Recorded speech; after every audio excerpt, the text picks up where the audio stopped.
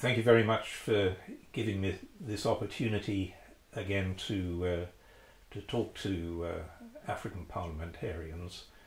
I was with you all in Abuja at the Pan-African Parliament.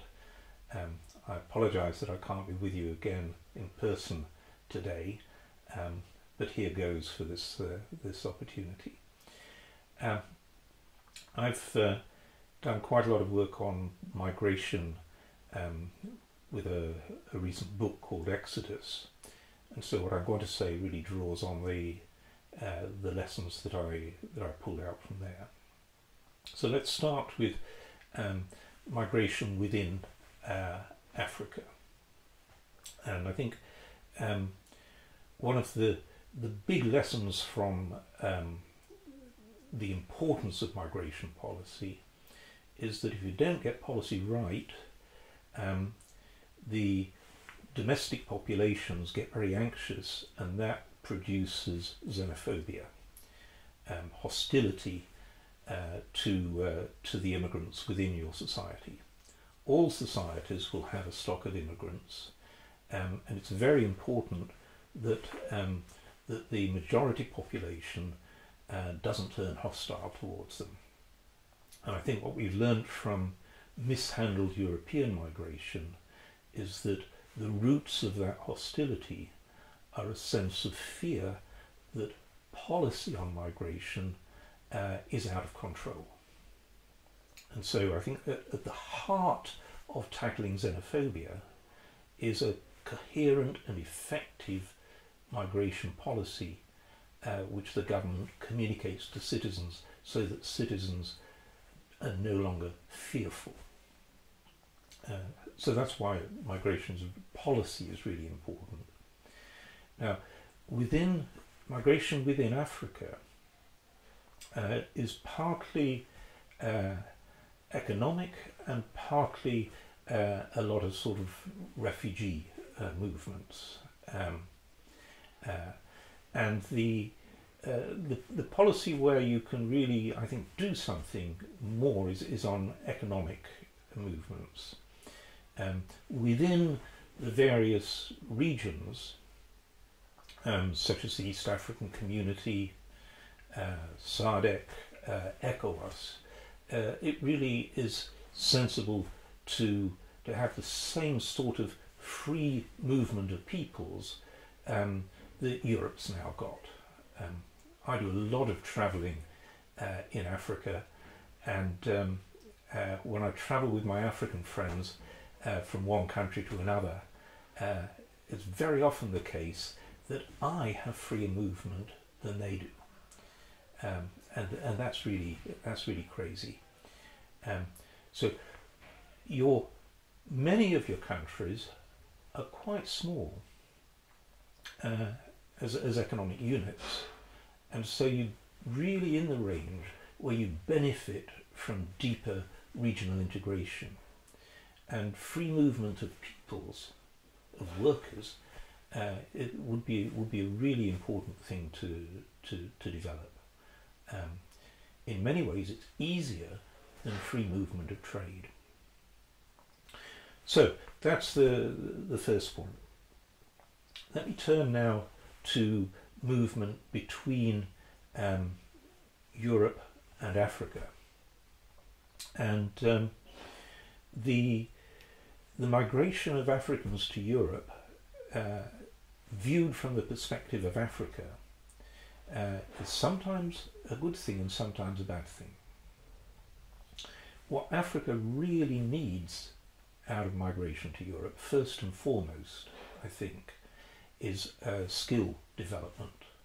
People going to Europe, acquiring skills and education, and then coming back to Africa. If you can enhance the skills of your population through migration to Europe, that helps Africa. At the other extreme, Europe has often to date plundered Africa for its skilled people. Africa trains doctors and nurses, they go to Europe. And And yet Africa needs those skilled people much more than Europe. Europe is just getting skilled people on the cheap. And it tries to justify that to Africa by saying, well, you get remittances and so on. The remittance flow from a skilled worker is very much smaller than what the skilled worker would actually be able to contribute in Africa. And so, to my mind, we want to try and frame Africa's, and for that matter Europe's policy on African migration, first and foremost with a view what will most enhance the skill flow back to Africa. The starting point of that is getting a lot of African students come to Europe, get education, maybe a few years work experience, and then go back. That's the thing to encourage. At the moment, Europe's very conscious of the thing that hits the media is the boat people, the Africans who buy a ticket on a boat, an illegal boat, and get to Lampedusa, or don't get to Lampedusa. 17,000 Africans have got on boats and drowned in the process, and that is really terrible.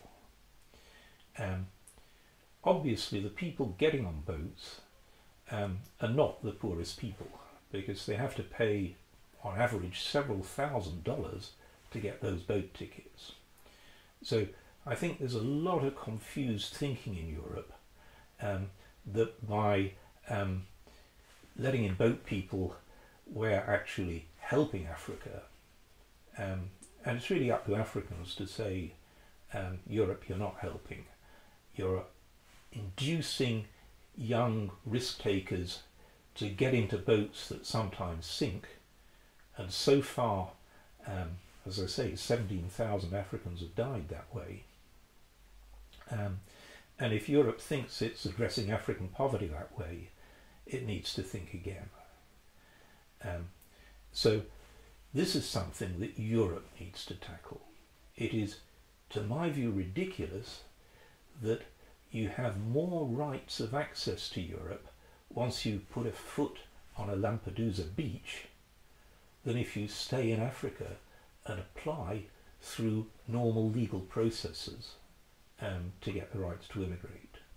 And so Europe has to address those legal issues of why on earth do you get more rights by illegally getting on a boat, paying some crook thousands of dollars, and then putting a foot on a beach in Lampedusa, than if you stay in your country and go to the embassy and apply legally.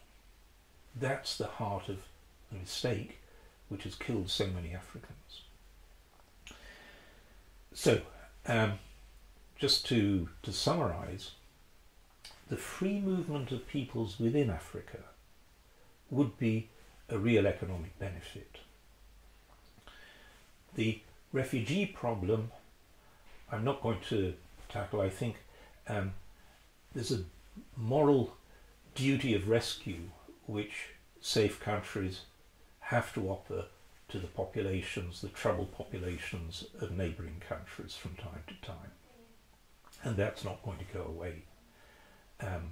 It's not fundamentally a problem of migration, it's fundamentally a problem of addressing the root causes of fragility. So, circulation within Africa to get economic benefits, big gains.